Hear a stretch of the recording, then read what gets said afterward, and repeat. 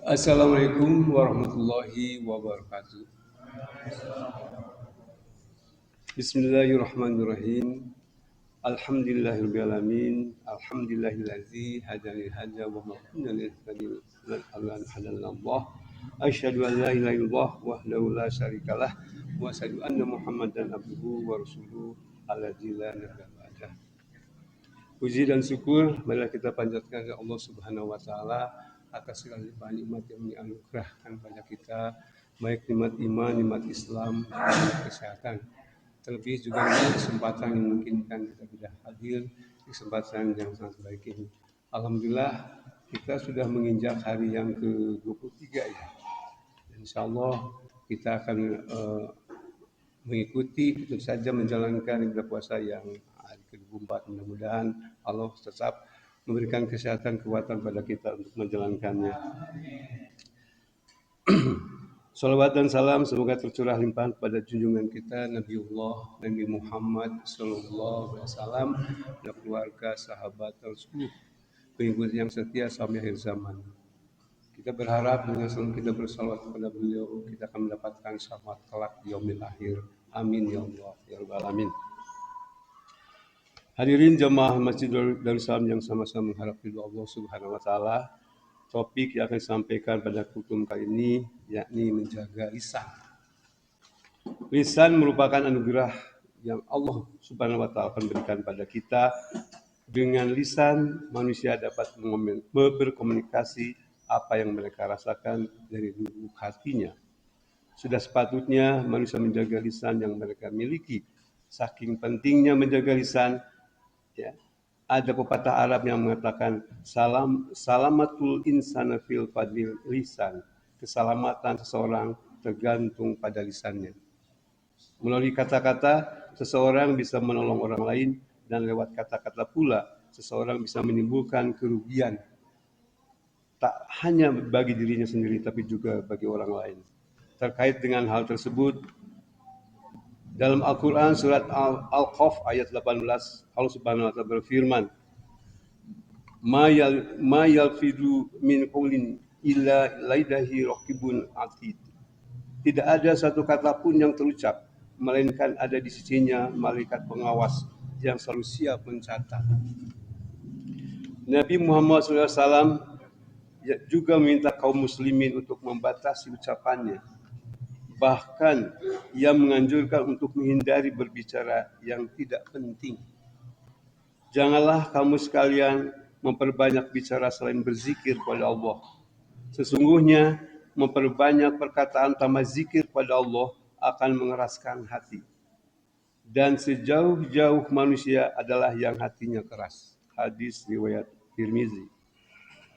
Terdapat banyak perbuatan yang berasal dari lisan dan berujung menjadi dosa.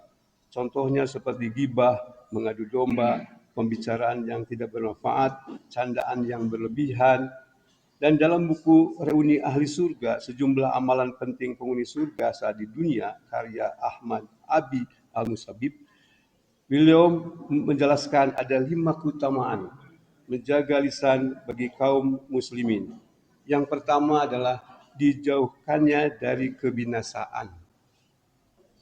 Rasulullah SAW dalam sebuah hadis menjelaskan bahwa mereka yang tidak bisa menjaga lisannya akan binasa di akhirat kelak. Dikatakan juga wajah mereka akan tersungkur dalam neraka, sebagaimana sabdanya ketika berbincang dengan Muaz bin Jabal radhiyallahu anhu. Maukah aku beritahu kepadamu tentang kunci semua perkara itu? Jawabannya, iya wahai Rasulullah. Maka beliau memegang lidahnya dan bersabda, jagalah ini. Ia bertanya, wahai Rasulullah, apakah kami dituntut atau disiksa karena apa yang kami katakan?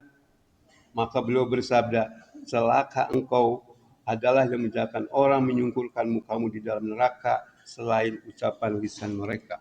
Hadis riwayat Tirmizi.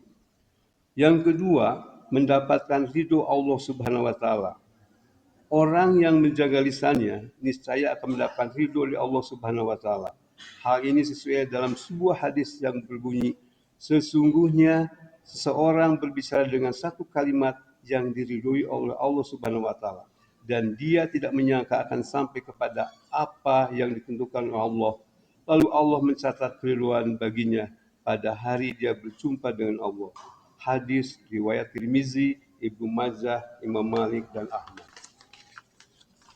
Yang ketiga, dekat dengan Rasulullah SAW di surga. Menjaga lisan jadi fondasi suatu akhlak yang baik. Dengan akhlak yang baik itu, maka akan membawa diri kaum muslimin dekat kepada Nabi Muhammad SAW di surga kelak. Sesungguhnya yang paling aku cintai di antara kalian dan yang paling dekat tempat duduknya denganku pada hari kiamat adalah kalian yang paling baik akhlaknya. Hadis riwayat Tirmizi. Yang keempat, diganjar surga. Mereka yang dapat menjaga lisannya dari perkataan buruk dan tidak berguna, niscaya akan diganjar surga oleh Allah Subhanahu wa taala. Nabi Muhammad SAW bersabda dalam sebuah hadis dari Sa'al bin Sa'ad, barang siapa yang dapat memberikan jaminan kepadaku tentang kebaikannya apa yang ada di antara kedua tulang rahangnya, yaitu mulut atau lidah, serta antara dua kakinya, yakni kemaluannya, maka saya memberikan jaminan surga untuknya. Hadis riwayat Bukhari. Yang kelima, memperoleh kedudukan tinggi sebagai muslim. Dalam sebuah riwayat, Nabi SAW ditanya, siapakah muslim yang paling utama? Kemudian beliau menjawab, orang yang bisa menjaga lisan dan tangannya dari perbuatan buruk kepada orang lain. Hadis riwayat Bukhari. Jamaah rahimakumullah, di zaman modern ini, ucapan atau ujaran tak semata muncul dari mulut, tapi juga bisa dari status Facebook, cuitan di Twitter, meme di Instagram, konten video, dan lain sebagainya. Media sosial juga menjadi ajang rame-rame berbuat gibah, fitnah, tebar kebohongan, provokasi kebencian, bahkan sampai ancaman fisik yang membahayakan. Maka lisan pun meluas, mencakup pula perangkat-perangkat di dunia maya yang secara nyata juga mewakili lisan kita. Dampak yang ditimbulkan pun sama, mulai dari adu domba, tercorengnya martabat orang lain, sampai bisa perang saudara. Karena itu, kita seyogianya hati-hati berucap atau menulis sesuatu di media sosial. Berpikir dan bertabayun, klarifikasi, menjadi sikap yang wajib dilakukan bagi kaum muslimin untuk menjamin bahwa apa yang kita lakukan bernilai, bermaslahat, atau sekurang-kurangnya tidak menimbulkan mudarat. Sekali lagi, ingatlah bahwa Allah mengutus malaikat khusus untuk mengawasi ucapan kita, baik hasil lisan kita berupa ucapan atau tuturan maupun ketikan jari-jari kita di media sosial. Mudah-mudahan kita termasuk hamba Allah yang mampu menjaga lisan kita dengan baik, sehingga kita bisa meraih 5 keutamaan menjaga lisan, yaitu dijauhkan dari kebinasaan, mendapat ridho Allah Subhanahu wa taala, dekat dengan Rasulullah SAW di surga, mendapat ganjaran surga, dan memperoleh kedudukan tinggi sebagai muslim. Nabi Muhammad SAW menganjurkan untuk sering membaca doa berikut agar kita terhindar dari perkataan buruk. Allahumma inni a'udzubika min syarri sami wa min syarri bahsyari wa min syarri lisani wa min syarri qalbi wa min syarri mani. Yang artinya, ya Allah, aku berlindung kepadamu dari kejelekan pendengaran, penglihatan, lisan, kolbu, dan maniku. Sunan Abu Daud nomor 1551, At-Tirmizi nomor 3492. Demikianlah kultum yang bisa disampaikan. Semoga ada guna dan manfaatnya. Amin ya Allah ya Rabbal alamin. Wassalamualaikum warahmatullahi wabarakatuh.